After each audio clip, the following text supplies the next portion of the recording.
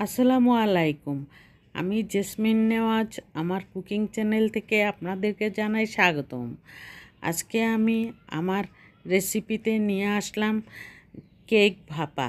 Cake ভাপা মানে কেকের মতো করে কেকের মোল্ডের মধ্যে বানিয়েছি, সেজন্য কেক ভাপা বলে আমি এই ভাপা পিঠার নামটা দিলাম। আর এই ভাপাটা আমি কিভাবে বানাচ্ছি আপনাদের সামনে তুলে ধরবো। আর এখানে চালের গুঁড়া নিয়েছি প্রায় 2 কাপের মতো। 2 কাপ চালের গুঁড়ার মধ্যে আমি এখানে গুড় গুলিয়ে নিয়েছিলাম পানি দিয়ে। সেই গুড়ের পানিটা দিয়ে আমি এখানে লবণ দিয়ে দিয়েছি 1/2 চা চামচ। তারপরে গুড়ের পানিটা দিয়ে আমি এখানে অনুমান করে একটু ছাবা ছাবা করে আমি কাইটা করে নিব। কাই বলতে একদমই চালনিতে চালতে হবে এরকম ধরনের মাখা মাখা করে মাখিয়ে নিতে হবে। সেজন্য এখানে পানিটা একটু বেশি পড়ে গেছে, সেজন্য চালের 1 মুঠ চালের গুঁড়াটা আবার দিয়ে দিলাম। দেওয়ার পর সুন্দর একটা ব্যাটার তৈরি হয়ে গেল। এখন আমি এটাকে চালনি দিয়ে চেলে নেব। ভাপা পিঠার চালনি দিয়ে চেলে নিতে হয় অবশ্যই।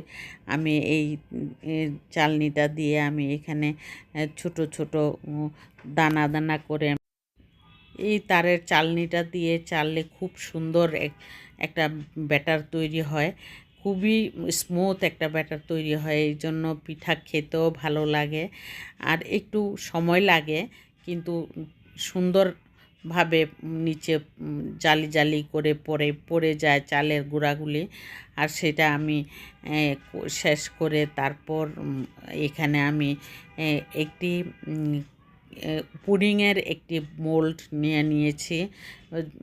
নিয়ে নেওয়ার পর এটার মধ্যে আমি তেল ব্রাশ করে নিয়েছি, যাতে নেওয়ার পর এখানে আমি এখন দেখুন একটু ব্যাটারটা আমি আস্তে আস্তে অল্প অল্প করে দিয়ে সুন্দর করে নারকেল গুড় ধাপে ধাপে দিব। ধাপে ধাপে দিলে এটার কেকের মতন হয় এই ভাপা পিঠাটা।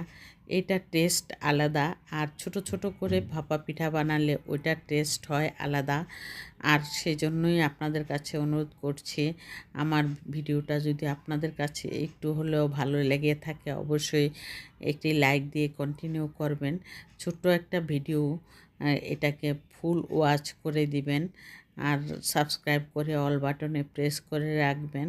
আর যারা অলরেডি করেছেন তাদেরকে অসংখ্য অসংখ্য ধন্যবাদ।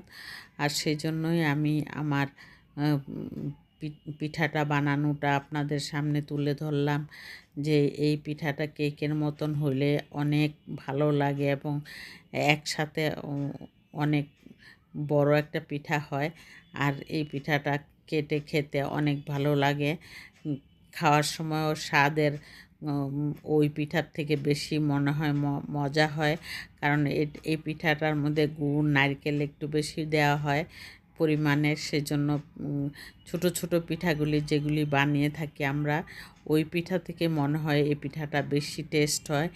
আর সেই পিঠাটা আমি প্রতি বছরই আমি 1-2 দিন বানিয়ে থাকি।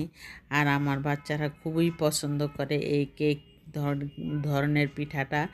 এখন এখানে সম্পূর্ণ পিঠাটা আমি নিয়ে নিলাম। চালের গুঁড়াগুলি দিয়ে আমি একদমই সব সম্পূর্ণ চালের গুঁড়াটা কমপ্লিট করে তারপরে যতটুকু গুড় ছিল নারকেল ছিল দিয়ে দিলাম। দিয়ে উপরে আমি একটু চালের গুঁড়া একটু বেশি হয়েছে, এটা দিয়ে আমি এখানে ঢেকে দিব। দেওয়ার পর এটাই উপর সাইড থাকবে।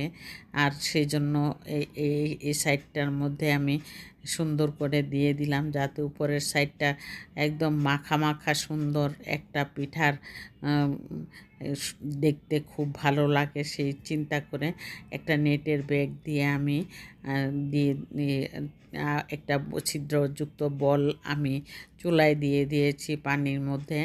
আর ওই বলের মধ্যে আমি এই পিঠাটা দিয়ে সুন্দর করে ঢেকে দিব।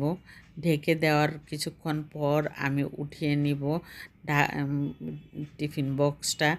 আর সেই টিফিন বক্সটা উঠানোর ট্রাই করছি, কিন্তু না, দেখা যাচ্ছে পিঠাটা ভেঙে যাবে। সেই জন্য ভাবলাম যে পরেই উঠাবো আমি, একটু জাল হয়ে ওই সুন্দরভাবে সেট হোক, তারপরে আমি উঠাবো। এই চিন্তা করে আমি পরেই উঠালাম। আর দেখুন উপরের অংশটা কত সুন্দর হয়েছে, আর খেতেও খুব লোভনীয় হয়েছে। আসলে খেতে অনেক অসাধারণ মজা হয়েছে।